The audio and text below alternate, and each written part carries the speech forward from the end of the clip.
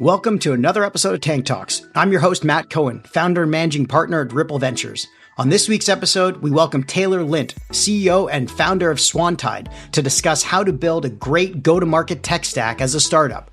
But before we jump into this week's interview, we welcome back for a second time special guest John Ruffalo to go through the news and headlines of the last week.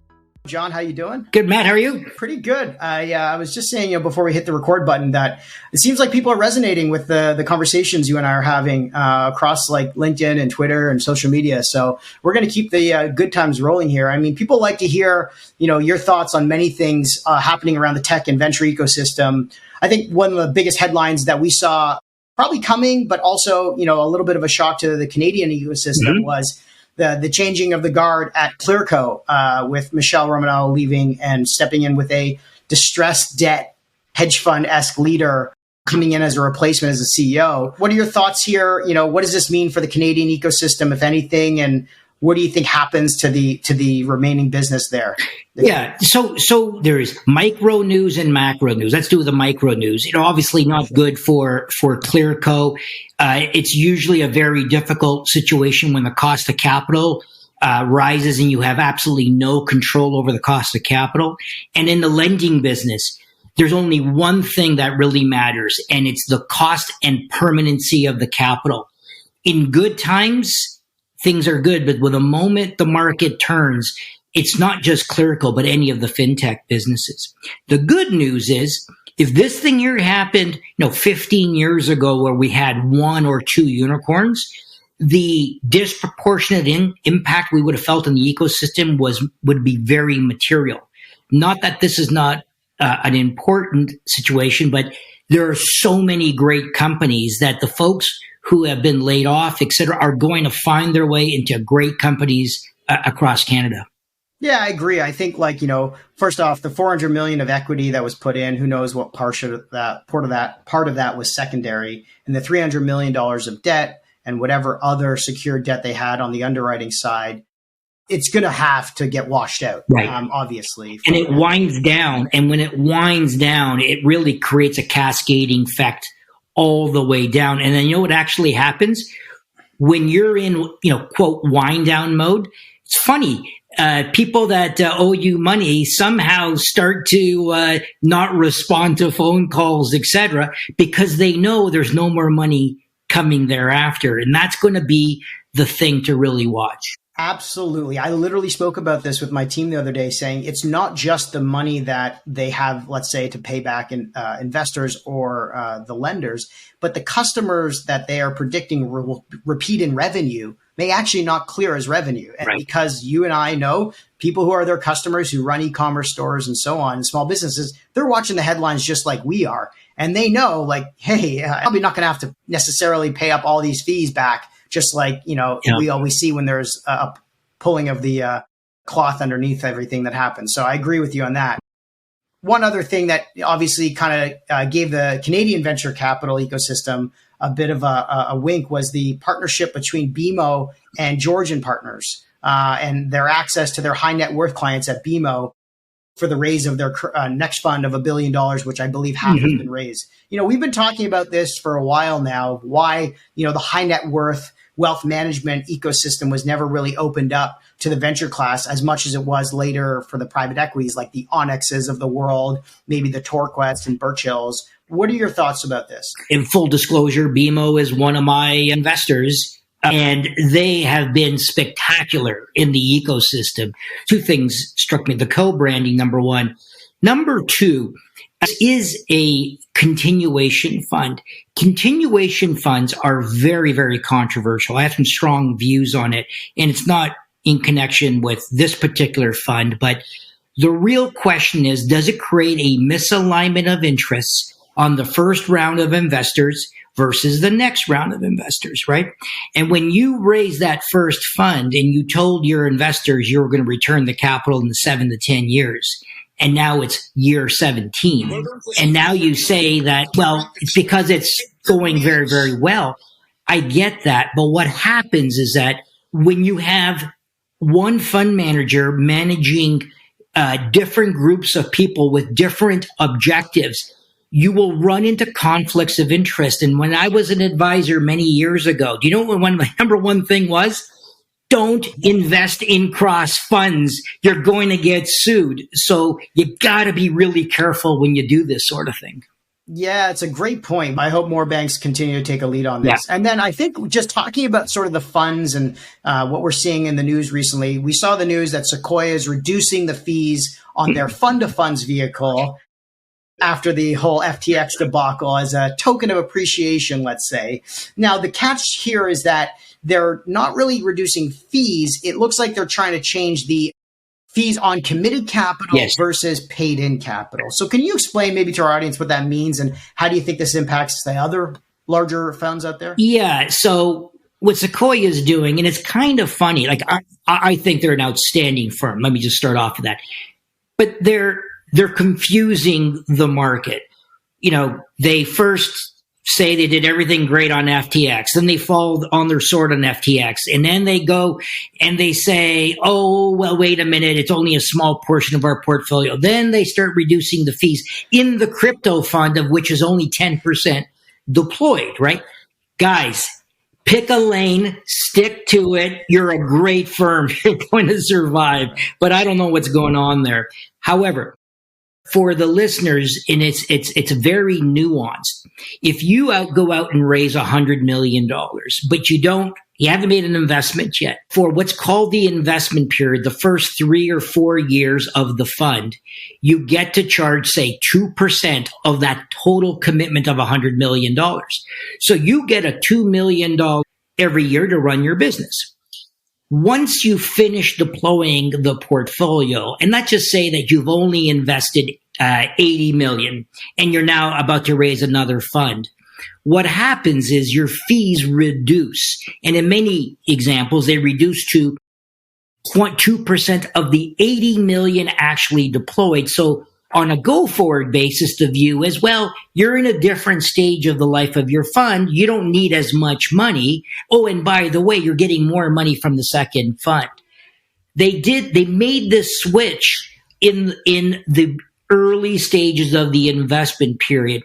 And I think, of course, what it is, it's telegraphing to their investors that maybe they're not going to be investing very quickly. Which is a fair point. Or number two, a lot of their investors might be a little upset. And this is a little bit of a carrot to say, we're sorry. I don't know which way it is, but it's interesting. It's not very common to see that. No, it's not. I think it caught a lot of people by surprise. We'll see how it shakes out with the LPs. You know, just moving along here, the other thing we saw with the Canadian government announcing this $360 million quantum computing fund, essentially $140 million or so towards quantum research, $45 million to talent, and $169 million towards commercialization. Yes. I personally think it's a good thing. Yes. I think we need more investment in quantum or any type of sophisticated technology with, the necessary requirements around IP protection and things like that. What other things do you think besides quantum should the government also be supporting that's in this sort of out of, strong, hard tech field? Well, if you asked me this question a few years ago, and if you looked at my behavior on what I was investing, I think I had told you at the previous discussion that we were at the end of the technology cycle that started in 2008, and it was over by 2017. And the beginning of that cycle, I saw two things that were very clear, at least in my mind. Quantum, because that would really change the world, and it just changes everything as we know it. The second thing is the blockchain. Now, not crypto. I was always very leery of crypto.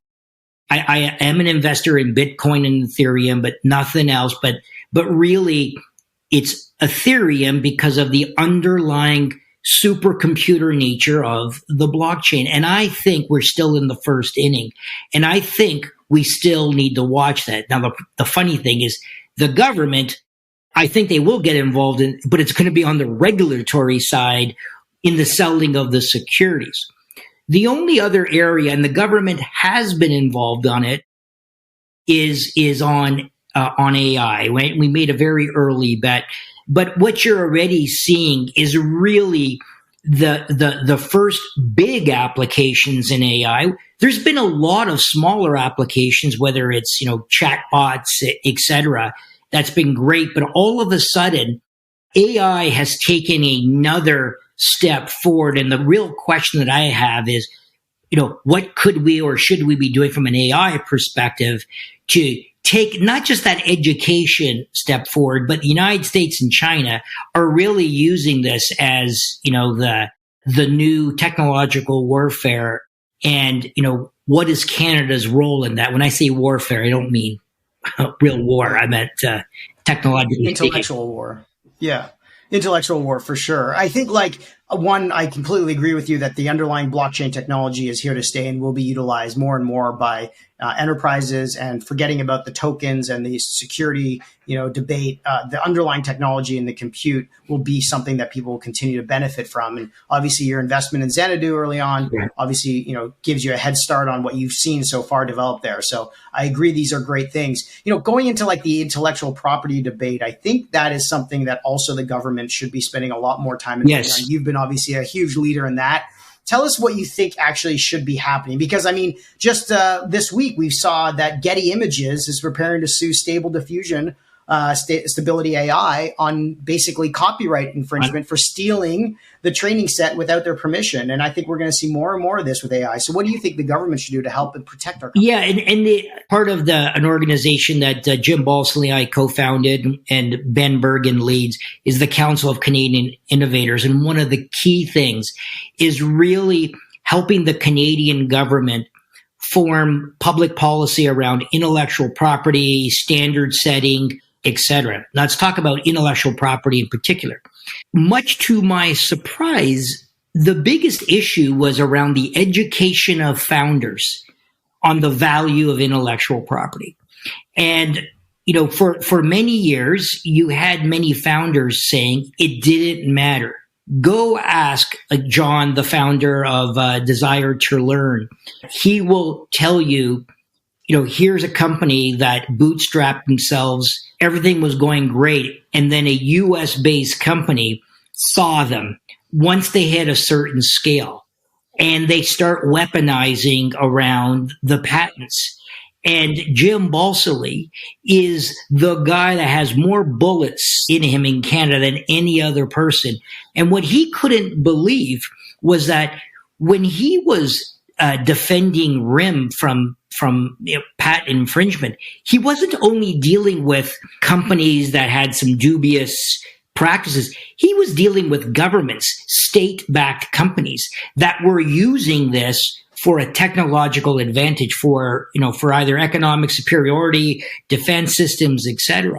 And so what we're working with right now, and you've seen the government announce a series of things, is starting to help companies fund intellectual property patents, getting thread or other credits for them, etc. So the incentivization, and the country that did this to unbelievable effect was actually Israel.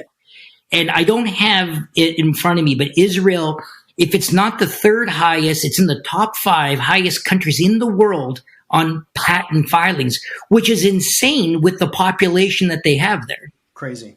Yeah, it's you opened my eyes to this several years ago when we chatted about it, and I went immediately and found an intellectual property lawyer to come in and kind of educate our founders. And the things I learned was that you can look at it as glass half full or glass half empty. You can either say intellectual property protection is value creation if you actually have someone to protect, and other founders look at it as value destruction because they have to spend time and money on this that may never actually become valuable if the company isn't successful. And they're spending, time opening up the kimono, shall they say, in terms of what their product and software is doing to the public. And so it's a very hard thing for early stage founders to wrap their head around, but I do recommend that they at least educate themselves on IP protection. And the pushback always was, well, if you had that next dollar to spend, it's not going to be on patent protection. You're absolutely right. So that's where the government is coming in to help the early stage companies fund that, because once you're successful and you're scaling, it's already too late. And that's the problem. So you really got to find that right happy medium. Yeah, absolutely. Well, I'm excited to see what the government comes out with that. And last question I got to ask you, is Microsoft the new corporate M&A titan of our generation? Man. This time. So I got to tell you, I was just saying this to somebody, just saying, so the person for me was Bezos, right? He just kept on betting it right. And his long-term strategic thinking, and he's got a personality like that. I want to say it was about maybe, I don't even know, 10 years ago, Satya Nadella came to Toronto and he had a series of meetings. And this was just after the LinkedIn acquisition. And I had the opportunity to chat with him. And he was so humble and thoughtful. And I asked him a lot of stupid questions and he took them seriously. And then I asked him some really hard questions. And I basically said to him, and I remember this, and I just said, look, I don't want to insult you, but what were you thinking on? Remember the Nokia acquisition? Yeah. What are you thinking? And how did you guys miss the cloud? And I thought he was going to either tell me and say, go fuck yourself, but he didn't. And if he did, I would have just said, dude, it's all good. Yeah. And he said, you know what? I don't know why we were thinking that. And the cloud, we missed it. And this is when nobody was using Azure and it was clunky. And he said, you watch, that is going to be the future of the organization. And they've done it in such a quiet way. And with the way that I like how they've done it now, the LinkedIn, you might argue that they may have seriously overpaid for that and they're not perfect, but they've made some big strategic acquisitions that actually have moved their ability to do these things internally. And it's kind of like the anti-Google in many respects, where Google is now concluding that their moonshot factory is costing them a lot of money with no return, and they're slowly shutting or cutting a lot of things down. So it's kind of two contrasting styles. And right now, Microsoft, not for the win yet, but man, they're starting to lap everybody. Honestly, it feels like the tortoise and the hare in a way. I mean, they're slow to get going on something, but when they really start to hit the wheels, they really get going fast. Like, I think LinkedIn was probably one of the best acquisitions, actually. I would say like they swooped in at the right time at the bottom of the market, didn't pay that much. I think they paid like 7 times or so. Maybe I'm misspoken, but around that on the revenue multiple. The data they got from that, it was their like 30 and over Facebook acquisition.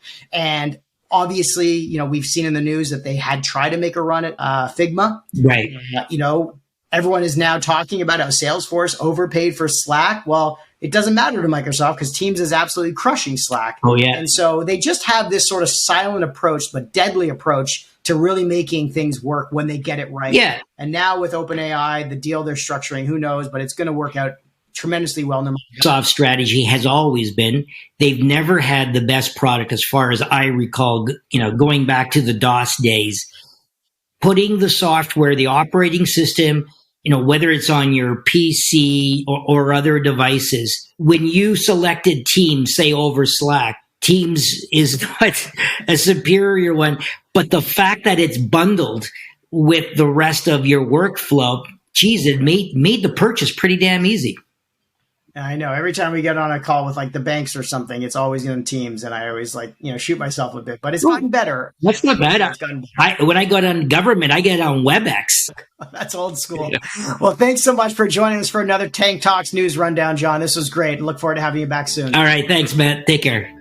Now let's jump into the tank for this week's episode with the co-founder and CEO of Swantide, Taylor Lint, to discuss how to build a great go-to-market tech stack as a startup. Taylor shares her journey starting out as a leading senior developer at companies like LinkedIn and Sidewalk Labs, and how that helped her understand how to take products from beta idea to full scale in a short period of time. Next, we dig into Taylor's journey spinning out of Sidewalk Labs to co-found Replica, a platform that helps bring data-driven insights to smarter cities. Finally, we cover how startups can better structure their go-to-market strategies and what goal setting looks like when starting a go-to-market motion. Thanks for joining us in the tank today, Taylor. Yeah, thanks so much for having me, Matt. Excited to be here. Taylor, your journey as a senior engineering leader at amazing companies like LinkedIn and Sidewalk Labs is just too good to skip over. So before we dig into today's topic, I would love it if you can give our listeners a brief introduction to how you got started working in technology and how you eventually came to launch your first startup. A lot of it was luck. I was pretty late learning how to code compared to a lot of my peers. I actually started college as a government major, spent a summer on the Hill, decided that was not for me, went back to campus, and I come from a family of engineers. They convinced me just take a single CS course, see if you like it. And I was pretty much hooked from there. Graduating from college, I was trying to decide, did I want to go into product? Did I want to be a software engineer? I got good advice. Just do it for a couple of years. You can always go into product if you don't like it. It was a great decision. I ended up starting my career at LinkedIn as a software engineer, which was a great experience. I can't say enough good things about it being a place to start your career. I learned so much. I got to work on a lot of new code and new products at LinkedIn, which is pretty rare early on in your career. And that was, again, also just luck. And that opened up a lot of opportunities for me internally at LinkedIn to eventually to lead the front-end engineering team for their Talent Insights product, which we were building from nothing, from zero code. So that was just an awesome experience, really, to learn how to build something from scratch with all of the resources of a company like LinkedIn is a really unique opportunity. And it's what got me interested in startups as well. Amazing advice that you got from some of your family members to just take that one product course or one computer science course to learn a little bit about it. And then sure enough, landing an incredible job on the product team at LinkedIn really supercharge your ability to experience like a really well run product organization. But I'm sure you face some challenges launching, LinkedIn Talent Insights product from zero to beta. Can you share some of the biggest challenges you were faced with during that build and some lessons you learned during that product launch that you've come to rely on today? Yeah. So on the technical side, we were doing a lot of really interesting work. LinkedIn had been, running kind of like a consulting business for their insights for a long time. And we were building this into a self-serve analytics product that was going to be querying massive amounts of data, like at your fingertips. It wasn't cacheable data either. So we needed the product to feel like a LinkedIn product. It needed to be really high quality, but it also needed to do stuff that no one else at LinkedIn was doing at that time. So from both a product and engineering perspective, we had to figure out creative ways under a tight deadline to deliver that user experience and this self-serve analytics product. So if we want to get into the details, some of the stuff that we figured out how to do was lazy loading different parts of the UI and queries and breaking up the queries and the data so that the user experience could feel really sharp but we could still get all of the massive amounts of data behind the scenes. It's unbelievable. I'm sure the amount of data that you were pulling from at LinkedIn was just enormous. And then having to get a product off the ground like LinkedIn Talent Insights was an incredible experience for you to have. But you also led some pretty amazing product engineering teams at Sidewalk Labs at the Model Lab program, which, we have some experience with at Sidewalk, given our experience in Toronto, but we'll save that for another podcast. Can you share a little bit about your experience working with Sidewalk and, how it really pushed your engineering mind to the limits? Yeah, so I joined the Model Lab at Sidewalk Labs, and we were focused on ways to help cities be more data driven. So I don't know how familiar you are with kind of the old way of doing a lot of city planning and using data and getting data to do that, but it's really manual. A lot of what cities do is they're looking at outdated data from the census, they're doing manual traffic counts, and then they're building reports to try to pull all of that together to make a decision about your city right now or a change that's going to be 10 or 20 years from now. So what we were doing was combining a number of different data sources, also in a privacy sensitive way, so that cities could be more data driven and have insight into really granular pieces of movement and people data that just wasn't possible before. So there were a lot of challenges, some of them very similar to the challenges we had on Talent Insights with loading massive amounts of data and training someone who's used to getting a report from a consultant that's very tailored to them to use a product that they have to do a little bit of more work up front, but it unlocks a ton more value and allows them to move much quicker once they learn how to use it. So I think some of the UX challenges that we solved were actually the most interesting, of how to guide people to the answers and tell a story with data while allowing it to be really flexible and responsive. I've never been a part of any of these sort of like building a city from scratch initiatives. I'll tell you full honestly, but I've had some ideas. Some of them have been like, why do we have two-way streets in the main core of a city that are half empty during southbound rush hour versus northbound rush hour? And why isn't it like 3-to-1 southbound and 1 northbound, let's say, when nobody's on that traffic? Those are simple things that I just feel you don't need a lot of people standing on the road collecting data points for. But I feel like what you were working on kind of solves a lot of those issues, correct? Totally. Yeah. So we were allowing you to actually look at movement data from last season and be able to get down to hour by hour of where people are moving, from this suburb to the center of the city or that suburb to the center of the city, and at what times, and how many people, so that you could make better decisions exactly like that. That like maybe we should just have this be one way during rush hour, and really allow cities to do a lot that they want to do, but didn't have access to that information before.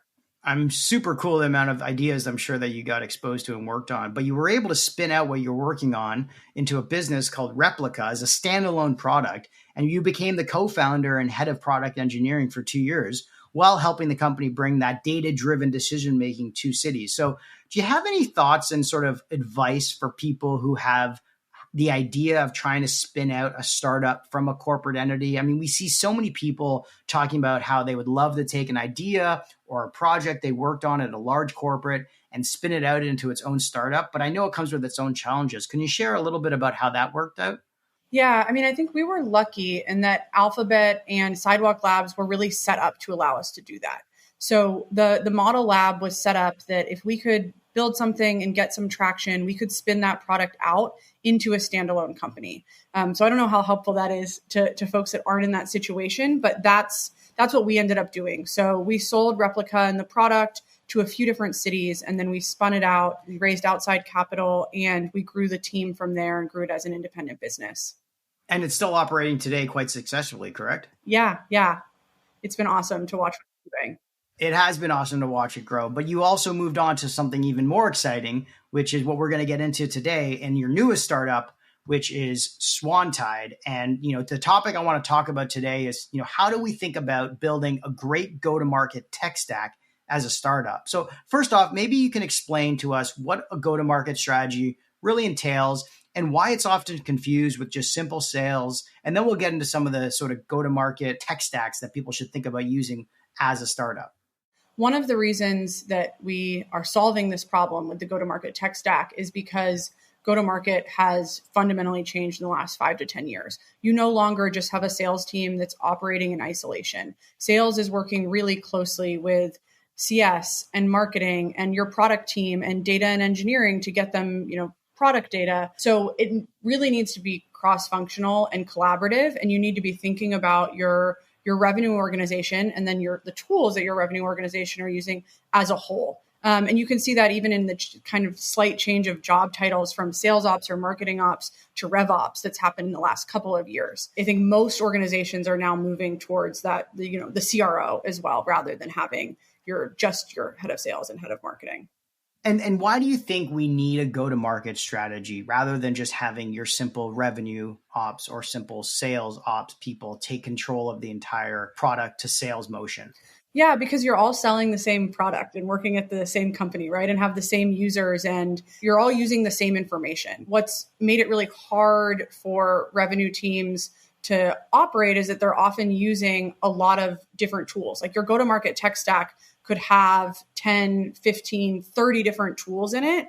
And that they're all talking to each other in some way, but you're all selling the same product and you're selling to the same customers. And so you need to really work closely to make sure that you don't have redundancy or, one team is totally missing what another team is doing and your end customer is getting a really poor experience. Yeah, you say information. What I think you're really saying is data, which is your background and how that overlaps with the product team and obviously the sales team. So maybe you can explain what kind of data and information you need in your tech stack in order to inform your go-to-market strategy. I think some of this depends on the stage of your company, but at its core, you need information about who your customers are, how they're using your product, how they're finding out about your product. You need information about how your sales team is operating in different stages of your pipeline, et cetera. Same thing with your CS team. Like they have metrics that you're measuring how CS is operating. Same with marketing. But you all are still selling to the same customers. You're selling the same product. And so unifying all of that data is really important. And so one of the trends that we've seen with revenue teams in the last couple of years is moving to have, your single source of truth be the data warehouse. And that is often managed by your data engineering team. And then revenue teams can use whatever data they need from this single source of truth to do their job, because your sales team probably doesn't need every data point about your product the way that your product team does. Your marketing team doesn't need the same data points as your CS team. You all need different pieces of information to do your job, but you do want to have one single source of truth for the data across your business.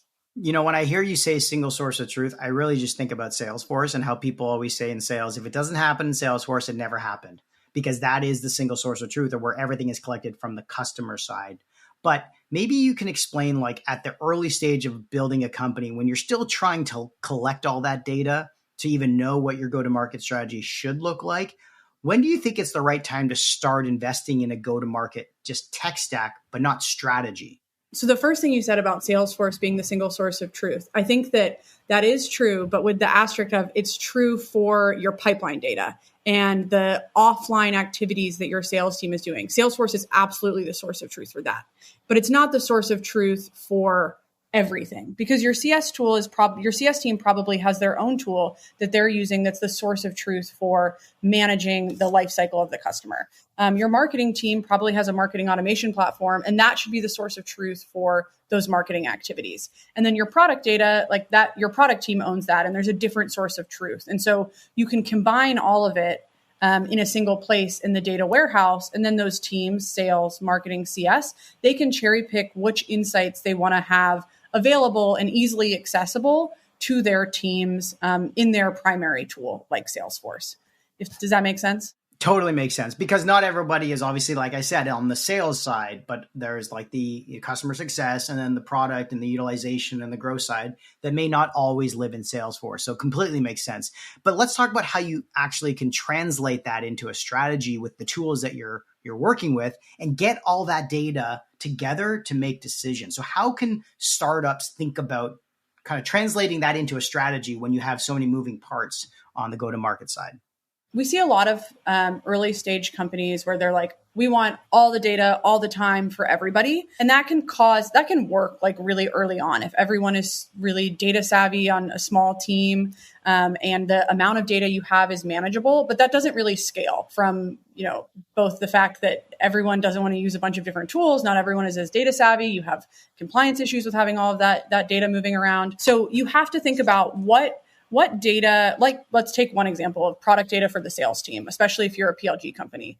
What product data does a sales rep, an AE, need to do their job? And so then you can choose individual data points that's going to help them if they're pulling up Salesforce before they go into a meeting and they want to see a snapshot maybe of like the number of seats and how much they spent last month if it's a usage-based model, or who are the 5 admins on the account, so that when they go into that call, they have that information, they're equipped with it. They don't have to go into another tool, but they don't have a bunch of extra information so that it's not usable. And then on the flip side, I think your executive team, they're looking at different data and different metrics. And this kind of goes into configuring these tools to make sure that offline activities and any automations are populating your data with, not to be redundant, but like data that you can trust. So a concrete example of this is if you want to look at your closed, lost details, or like what deals you're losing. To really do that and be able to trust it, you have to have every rep fill out a closed, lost reason and closed, lost details. And you want to make sure that it's standardized data so that you could pull a report and be able to kind of segment it in a way that you want. And so if you're not enforcing that requirement in Salesforce for your reps, you might have, 50% of your reps are just not going to fill it out. And then you're looking at only half of the data, and you might think it's the total amount of data. Same thing with like moving opportunities through your pipeline. There's a balance of you want to have a good experience for reps using Salesforce or using a tool, but you will also want to put guardrails in place that you can get data that you trust and is accurate out of those systems. Yeah, absolutely. Bad data in, garbage data out. I mean, you talk about it, and I've physically experienced it. If you're not filling out a lot of the parts of the opportunity in Salesforce, then how can you make decisions to move the business forward once you have those closed, lost opportunities? And speaking about, decisions and concrete data, what about advice for setting concrete goals as you're developing this go-to-market strategy? What advice do you have there? Yeah, I mean, I think that they're really, really dependent on if you're early stage, you're going to set goals, you're going to learn a lot, and then they're probably going to change. And so you want to be able to, as you learn from the experiments and the tests that you're doing on the go-to-market side, that you can quickly and easily also change your go-to-market tech stack to support any process change. With our customers that are early stage startups, they're often trying different things with their small sales, marketing, CS teams to figure out what's going to work, what's going to scale. They're running experiments, and that requires changing their go-to-market tech stack as well to support those. So get more into that for us, if you don't mind. What happens when you need to course correct and track your goals along the way? And how does Swantide assist in this? Let's say you're primarily inbound and you want to try an outbound motion. To do that and to have your reps do that successfully, you're going to need to build some process into your tools. So it might be you're buying another point solution for outbound. You're going to have different dashboards in Salesforce. You might have different requirements that reps need to fill out on opportunities or leads. And so you need to translate this offline process change that you're making as an organization into your tech stack. And you want to be able to do that quickly. What you don't want is to be like, okay, we realize this thing isn't working, or we want to try this experiment, and now we have to wait a month to update our Salesforce so that our reps can actually do it. That really slows you down as an early team. And so with Swantide, what we do is we're automating the management and configuration of right now Salesforce and eventually the entire go-to-market tech stack. So that when you want to make a change in your process and you make that change offline, you can immediately see it in your systems because we use the Salesforce API and have a bunch of pre-built processes that all work together to support you. That makes a ton of sense. I mean, we have so many companies that our portfolio that are, PLG or purely inbound, and then they want to set up an outbound motion and they just kind of like spray and pray. I mean, I don't know how much work they're really putting into it. And that just scares the crap out of me. So I'm glad to hear that you have a system that helps assist in that. But, how do you recommend startups share their strategy and collaborate with their team members as they start to build out a motion? So I think that this becomes obviously more and more challenging as you have more and more people on your team and you're trying to collaborate cross-functionally where you might have a number of different tools that these different teams are using. And you will need to make a change. If you're making a change to your go-to-market process, it's probably not just affecting sales. Like marketing might be involved, CS might need to be involved. And so that change now requires you going into potentially you're getting sign off from all of these different teams and then potentially going into 5-10 different tools to enforce that change in your systems. So one of the things that we're building at Swantide is tooling to facilitate this cross-functional collaboration so that you can make a change in a single place in Swantide and have that data model or configuration change populated across your systems. So now, instead of getting sign off, having this outdated Google Doc, and then going to the admin that owns each of these 5 different tools, asking them to make a change, making sure each of them makes it, then someone has to go and see, track down the data through these 5 different tools. Did it work? Is it working as we expected? That is really long and it just gets harder and harder the bigger your team is. This cross-functional piece of go-to-market and collaborating across all of these systems is something that we're really excited about supporting as we build out our own product. Yeah, I love that because, when I was in sales, we had so many different Google Docs and so many different templates on ways that we should be managing our sales or our growth marketing or things like that. Can you explain a little bit more about how creating standardized processes with templates and how that's good and also bad and how Swantide is trying to assist with this, but in a different way? So I think what you said of having these outdated Google Docs, that's how a lot of teams operate. Even like huge, large companies, they're paying consulting firms to just come in and keep this Excel Google Doc up to date with how these systems interact, which is it's just archaic. Like that's not how engineering teams operate and manage a go-to-market tech or their tech stacks, and go-to-market teams shouldn't have to either. So specifically with like the templates for early stage teams, what we see is, they know what they want to do, or they have this idea of this change that they want to make in their process. They need it in Salesforce. They have no idea how to build it. And so templates are really great and helpful for them. It's like, boom, boom, now you can have this change. For later stage teams, often they know what they want to do, and they probably have someone on staff that can build it, but it's tedious, and they also want to focus on strategy. This person now has a ton of different things on their plate. So having templates that take care of a lot of the tedious administrative work that's on RevOps plate, that's where Swantide helps those later stage teams. And I think you can think of it too as like, we hear from RevOps folks all the time that are in the startup ecosystem, that they come in and they spend the first 6 months ramping up on what's in this system because it's not documented anywhere. That's something Swantide helps with. You can easily see what's implemented in your system. So they get up to speed on what's in here. And then they are building the same thing at every company they go to. And they have to spend the next 6 months to a year building those same automations that they built at their previous job when they were really hired to do something much more strategic. And that's what they want to work on. So we help with that as well. Yeah, I can totally see that. I mean, Salesforce has created its own industry of consultants and advisors just to onboard and then maintain a lot of things within the Salesforce platform. But speaking about maintaining, I know this sounds like a simple, question, but any suggestions on best practices for setting up and maintaining your CRM? We have a lot, but we can start with some. I think the most obvious one is you really want to get your data model right. When I talk to technical founders, the example I give is like, if you're building a B2B SaaS product, you're creating users and organizations and accounts. And if you're an experienced engineer, that's a very easy thing to do. And there's pretty much like a right way to do it. But there's a lot of ways that you can get it wrong by getting the data model wrong that just shoot yourself in the foot as you start to scale. Of like, you start adding one bad field here, one bad field there, and all of a sudden, a change you want to make in the future that should be, a couple of weeks worth of work is now like 2 months with a data migration. And that's the same thing for your go-to-market tech stack of, Salesforce is infinitely flexible. It's basically just a database with a UI and a bunch of great, very powerful automations, but you can do whatever you want. And so if you don't know what you're doing and you're not sure how to model that data, you can make a big mess for yourself down the line.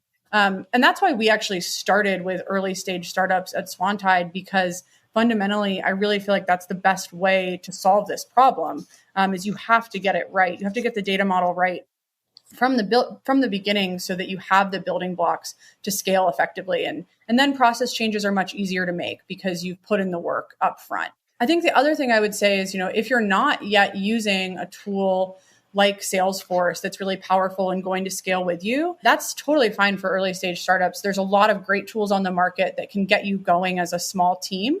But what becomes dangerous is when you start using those tools and building custom automations that are kind of outside of the scope of that tool. So like if you're using something that's like a CRM for startups or a marketing automation platform for startups, and then you start building all of these like BizOps or like custom connections to your accounting, like all of a sudden you've made it really, really hard to switch in the future because you went out of the scope of that tool. And now when you migrate, it's not migrating just your CRM, it's migrating your CRM that you've built marketing automation and like a lightweight CPQ and a connection to your product. And it becomes this whole really, really, really big, hard problem to solve.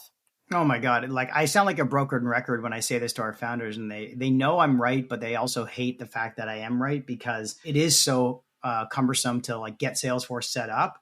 But if you are starting on like a free version of like HubSpot or even like Trello or like something else that's pretty basic, but then you start to scale and you have to build these custom integrations in, maintaining those, which are pretty crappy, and then having to think about switching to something like Salesforce later on is just so much more heavy lifting and expensive. So I appreciate you sharing that. I mean, maybe explain to our listeners who are at the early stage of building out their data collection, their Salesforce or lookalike, templates, what the cost is for switching to something like a Salesforce later on as you grow. I mean, I think you can get a long way with just like a spreadsheet or an Airtable as an early stage team, because you can't really shoot yourself in the foot too much with that. Like you can do some crazy stuff with like the data model and the data you might want to port over, but you're not building a ton of automation. So that can like has guardrails in it of itself. The longer you wait, the more painful and more expensive it is. Like that's just unfortunately kind of the way it is. So we've seen folks that you wait until the Series B or the Series C, and eventually you are going to have a head of sales or a VP of sales that comes in and they're going to say, we're switching to Salesforce. And so then you're just kind of kicking the pain down the road if you don't do it now. I think a lot of people get scared that Salesforce is really hard to use as an early stage team.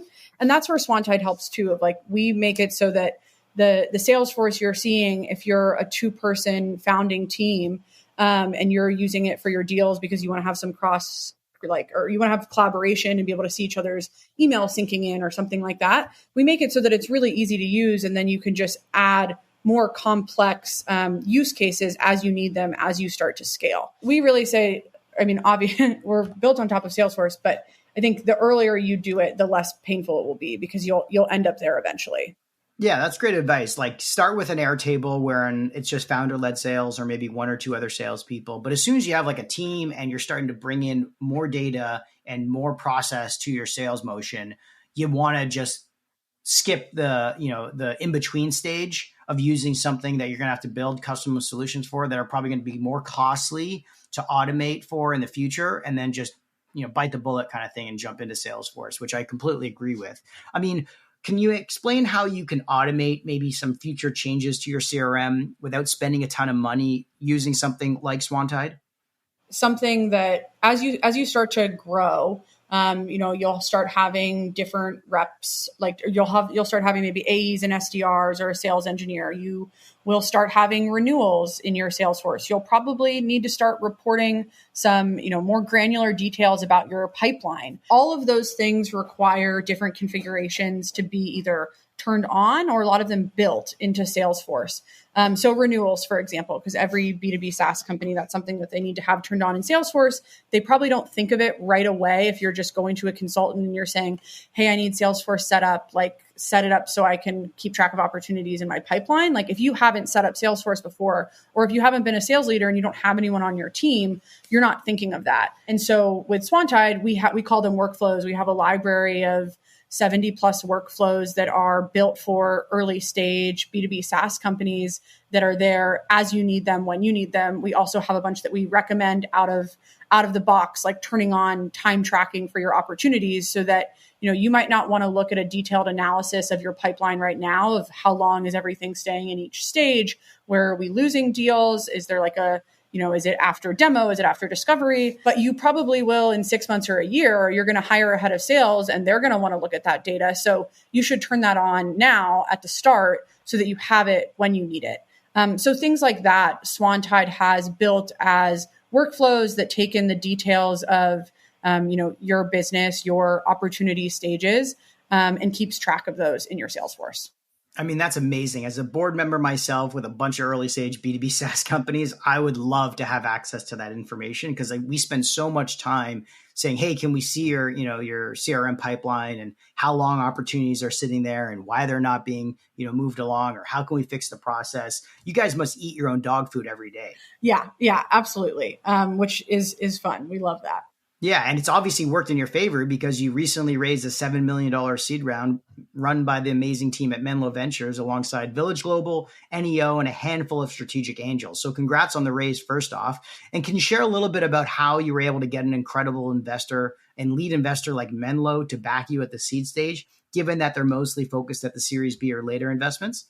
Naomi, who also joined our board, led our seed, and Naomi at Menlo, I got to know her maybe like a little bit of a year before we actually went out to raise, had a good idea of how she liked to work with companies and the types of companies she focused on. I talked to a lot of founders that had worked with her. They all said, great things. And so I think really picking, as everyone says, this, the advice of it's really about the partner and who is going to be the best fit for the business you're building. And Naomi's been great. We've really enjoyed working with the whole Menlo team, and we're lucky to have them on board.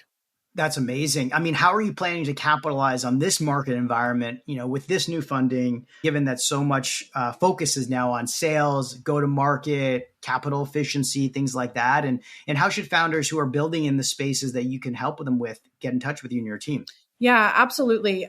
So we've been really focused on building out the product right now to support early stage teams and helping them get up and running in Salesforce faster, cheaper, higher quality. And then now we're focused on also building out tooling for larger organizations as you start hiring that more technical RevOps person that comes into your team and they've got a ton of different stuff on their plate. And Swantide can help them with some of the tedious administration and collaboration that we talked about with managing that go-to-market tech stack. If any early stage teams are thinking about setting up their CRM or their go-to-market tech stack, they can reach out to us on LinkedIn or our website, and we're happy to chat. Even if they aren't ready for Salesforce yet, we love talking to early teams about how you start organizing this data. What should you be looking out for to make sure that you have the metrics you need when you go out to fundraise or when you're making your first sales hire and you need to figure out the playbook you're going to give them. All of that kind of stuff. We love talking about that. Oh, well, we definitely have a lot of B2B SaaS companies that we're going to be sending your way because we complain a lot about how Salesforce or something like that is not being implemented properly. So you'll be hearing from me after the show. But before we wrap things up, we always ask our guests for their fast favorites. So first off, your favorite podcast. I love How's Work with Esther Perel. Have you listened to it? What's that about? So she is a couples therapist, and this podcast is about having hard conversations at work. And so she talks to, has people come in, either co-founders or a boss and a direct report or a whole team, and helps facilitate conversations between colleagues. And it's really interesting. Okay. So when I heard the name Esther Perel, I should have known. That's the one my wife always reminds me about and reads her book. So thank you for sharing that. Yeah. Second is your favorite newsletter or blog. I love Allison Pickens' newsletter. And what's that about? She writes about a ton of different topics for startups and B2B SaaS companies and really gets into the nitty-gritty details. All of them are just great reads. I would really recommend it. Yeah, it feels very similar to this podcast. I'll have to check that out. Next is your favorite tech gadget? My Apple Watch. I was very late to the game. I had a Whoop, still have a Whoop. I love it. But I had more friends on the Apple Watch, and I wanted the little competition feature where you can see people doing workouts. And it's been a fun way to stay in touch with friends that, don't live nearby. And I can, like their workout or their run, which is fun. That is very true. The community and the network effect of the watch, I love too. Me and my friends are training for a ski trip next year. Oh, nice. And I get to talk a lot of shit to them whenever they don't do a workout that day. So I'm glad to hear you enjoy that as well. Next is your favorite new trend? I love that walking as a workout has come back into style post-pandemic. I did a lot of walking during the pandemic, and I still do it now. Our team, we have a couple of folks on our team too who love the under the desk treadmills. So they're big fans of that. And I keep trying to get the team to add me on Apple Watch, but no one has taken me up on it yet. That is so funny that a new trend for you is walking, like every human being should be able to enjoy. But I do agree that during the pandemic, so many people were just out walking for the sake of walking. And it was really nice to see, actually. It's been the first time I'd really experienced noticing that. But I do agree now that the walk and talk meeting, when you meet up with people versus just sitting in a coffee shop or something, is so much better. So I'm with you on that one. Next is your favorite book. I love the cookbook Salt, Fat, Acid, Heat. So I love cooking. I love hosting. And that was also something during the pandemic that I got to do a lot more. Have you read it? Have you read her cookbook? Isn't that a Netflix show? It is a Netflix show too, but it was originally a cookbook, or I think the cookbook came first. I've seen the show. I've not read the book. Yeah, the cookbook is great. I mean, there's a lot to read in there too, and you can learn a lot of different techniques and ways to be more. I used to be very much like a recipe follower, and I was good at that, but this has given me more confidence to cook something with the guidelines rather than just the exact recipe. I love that. I'm a huge cook in our house. We just bought the Our Home pot set, and I love Middle Eastern cuisine. So I've been learning a lot of cooking that, like labna and stuff like that. It's fantastic. Yeah, nice. So thanks for sharing that. Last but not least, your favorite life lesson. Change is the only constant. I love this because I think it's good for when you're really happy and experiencing something great, you savor it. And also when something is hard, you know that, it's not forever. That's perfect. And great way to end the conversation today with founder and CEO of Swantide, Taylor Lint. Thanks for joining us, Taylor. Awesome. Thanks, Matt. Thanks for listening to another episode of Tank Talks. To learn more about this episode, be sure to go to Apple Podcast or Spotify to find more detailed notes on this episode or to check out previous episodes. Also, if you enjoyed this episode, please leave us a review and a rating as it helps us out a lot. And hit that subscribe button so you can get notified when new episodes come out. Finally, make sure to give me a follow on Twitter at Matty B. Cohen or at Tank Talk Podcast to stay up to date on new episodes or to be a guest on our show. Till next time,